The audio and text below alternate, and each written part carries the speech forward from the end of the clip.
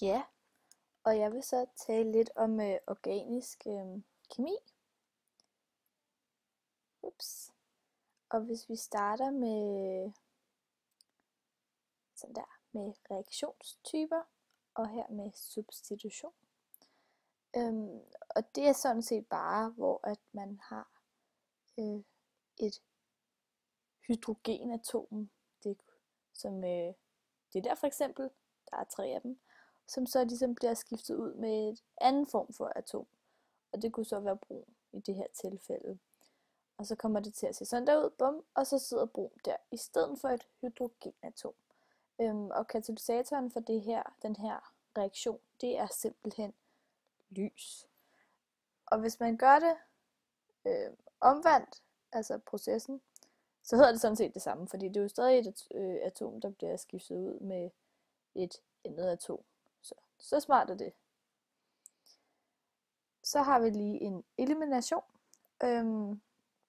Og de her, de er sådan set modsætninger, addition og elimination. Men jeg kan lige tale om elimination først. Og det er sådan set bare, at en fraspaltning af et mindre molekyle fra et organisk stof, som her, bum, for ligesom at danne en dobbeltbinding. Og det her, det var ligesom det, vi arbejdede med, da vi lavede forsøgene her i onsdags og mandag. Og katalysatorerne for de her, det er varme og svovlsyre. Og hernede er det så igen, hvor man har en dobbeltbinding, og så kommer der så et andet atom på, og så kommer det til at se sådan her fint og nydeligt ud. Sådan set. Ja. Så kommer vi over til en forbrænding, og det er simpelthen bare, hvor man tilfører noget oxygen, og i det her tilfælde er det så til tilførelsen af eten, hvor det så bliver til CO2 og H2O. Det er en fuldstændig forbrænding. Der er ikke rigtig noget til overs. Det er dejligt. Og så kigger vi ned i hydrolyse, hvor man ved hjælp af et vandmolekyle vil ligesom spalte et større molekyle til 2 mindre molekyler. Og det er typisk, at det bliver spaltet til en syre der og en alkohol. Ligesom her faktisk, hvor det er etyllaktat, der bliver spaltet til etanol og etansyre.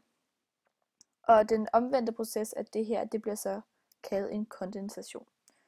Hydrolyse, det bliver især brugt til nedbrydning af næringsstoffer i vores krop, som det skal simpelthen i tarmkanalerne.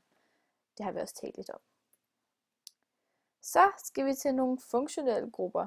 Så skal vi finde min mus der. Hvis vi starter med en alkohol, så er det en af de mest simple funktionelle grupper, der findes simpelthen. Det er simpelthen, hvor der sidder en OH-gruppe på. Ja. Den er med til at gøre molekylet her lidt polært, så det lettere opløses i vand. Hvis man så havde den her alkoholgruppe, som ville sidde direkte på en aromatisk ring, den har jeg ikke lige noget her, men så ville det simpelthen kaldes en fenol. Og hernede, lidt sjov rækkefølge, men nu gør vi det sådan, det er simpelthen en keton, og det er kulbrinter, som indeholder en dobbeltbundet, nu er min mus væk igen, der, dobbeltbundet oxygenatom. Så vi har den her kæde her, den kunne fortsætte, hvis den ville. Og så sidder den et sted her i midten, hvor det så også kommer radikaler, eller hvad man kalder det her, videre. Og så kan man jo lige gå over til en aldehyd, som er på en måde en endestillet keton, hvis man kan sige det på den måde, fordi at der fortsætter ikke med nogen brændkæden, den stopper ligesom her ved aldehyden. Der er ikke mere hernede af. Det er simpelthen et hydrogenatom, der sidder her. Så hvis man kan sige det på den måde. Det bruges sådan sjældent i lægemidler, fordi det faktisk nemt bliver oxideret til carboxylsyre. Ja, det var lige noget bonusinfo. Men så er det jo smart, at vi lige kommer til carboxylsyren, ja, som indeholder et dobbeltbundet her oxygenatom, som, altså, eller det indeholder 2 oxygenatomer, og det ene, det er bundet i en OH-gruppe, som her, og mens det andet oxygenatom er dobbeltbundet til det carbonatom, hvor OH-gruppen også er bundet til. Som lige præcis her. Og hvis det her dobbeltbundede oxygenatom, det kaldes for carbonyldelen af carbonylsyren. Det er nogle svære ord alligevel. Og en carbonylsyre, den kan afgive en hydron, som jeg også lige har vist der. Og af den grund kan man kalde det en syre, fordi det er ligesom det, syre kan. Ja. Og det vil så også, det er faktisk også en af de grunde til, at det kan være godt i som til lægemidler og sådan noget, fordi den kan det. Ja. Faktisk så ser man det tit i den her version, fordi at det har en pK-værdi på omkring de 5 og så videre, og det betyder, at bare en svag syre, så mister det sit H-atom, som kommer over, som her, jeg viser her, som så forsvinder. Og så bliver den ligesom ioniseret og negativ. Og vi talte faktisk om det her forleden, bum bum, hvor man også kan se, at her, der er den altså ioniseret. Og det er i blodet, hvor der er en pH-værdi på, jeg ved ikke, 6,4 til 7,4 eller noget lidt stil. Ja. Og nu til aminogrupper. De indeholder nitrogen, og man skelner simpelthen mellem primære, sekundære og tertiære aminer. Man kan sige, at de er afledt af ammoniakmolekylet, som er det der derovre, hvor man simpelthen erstatter 1 eller 2 eller 3 af hydrogenatomerne med en radikal. Og her er radikalen så en metylgruppe der. Bum, bum, bum. Ja. Så skal vi til noget navngivning. Det er sådan lidt svært, men også lidt let, når man kan finde ud af det. Det er sådan noget simpelthen med, at man ser på sit atom, eller sin molekyler hedder det, og så ser man på, hvordan de er bundet, og så videre, og så videre, og så vælger man nogle præfikser efter det, og nogle suffikser efter det. Jeg vil ikke gå så meget i dybden med det, sådan set.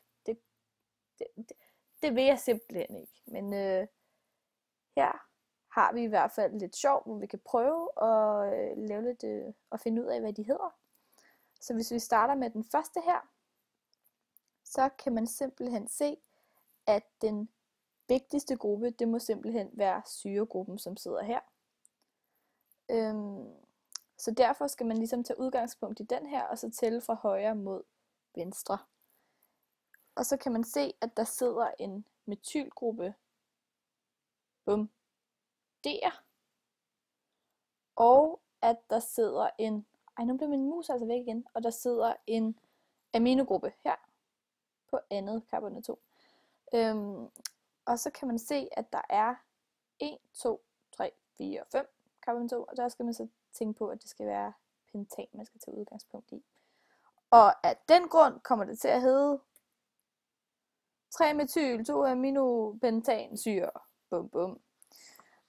Hvis vi så kan videre til den næste her, så vil alkoholgruppen, som sidder der, det vil være den vigtigste, så man skal selvfølgelig tage udgangspunkt i den, og tælle fra højre mod venstre igen. Og der sidder en metylgruppe på tredje carbonatom, og der er 1, 2, 3, 4, 5 carbonatomer i den her kæde, ligesom heroppe, så man skal også bruge pentan igen, og derfor vil den komme til at hedde 3-metylpentan 2-ol. Bum. Og så kommer der en lidt tricky en, hvis jeg selv skal sige det, men her har vi så kæden igen, bum. Og så er det jo bare at se, at der er en dobbeltbinding her, som vil være den vigtigste, og så igen, man skal tælle fra venstre mod højre så, eller før var det højre mod venstre, men her skal man tælle fra venstre mod højre. Og den her dobbeltbinding, det vil give et suffiks på, eller der hedder en. Ja, og fordi den sidder her på det andet, min mus den bliver altså ved med at finde sig ind, fordi den sidder her på andet kulstofatom, eller carbonatom, eller hvad man vil, så vil den hedde nummer 2, og det kommer til senere. Men så sidder der en etylgruppe, som er den her, på 5. carbonatom, og så sidder der 2 metylgrupper, en på 2. carbonatom og en på 6. carbonatom. Og så er der 8 C-atomer i alt. Bum. Og derfor kommer den til at hedde 5 etyl, 2,6 dimetyl, oktan 2, 1. Yes. De kan være lidt svære, nogle af de der navne. Jeg tror faktisk sådan set, at det var det, jeg havde. Og sådan, ja.